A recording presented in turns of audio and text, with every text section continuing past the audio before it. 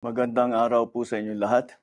Ito po ay isa pang report na aking ginagawa upang malaman ng taong bayan kung ano na ang nangyayari tungkol sa mga flood control na kaso na naging iskandalo. At kung ano ang mga ating nagawa upang mapanagot ang mga may kagagawan nito.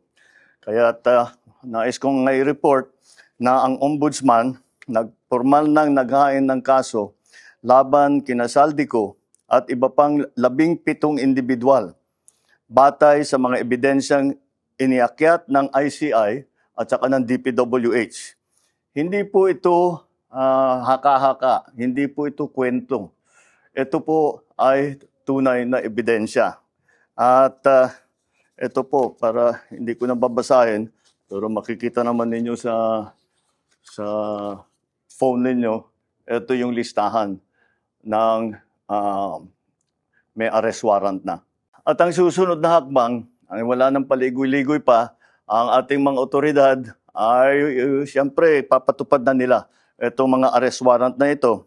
Aarestuhin na sila, ihaharap sa korte at pananagutin sa batas. Walang special na pagtrato, walang sinasanto. Ako ang nagsimula nitong lahat.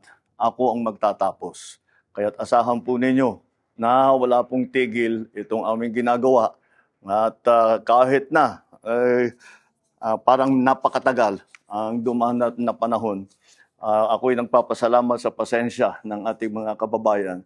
Ngunit nagbunga na ng resulta ang mga pasensya ninyo. Maraming salamat po. Magandang araw po sa inyo.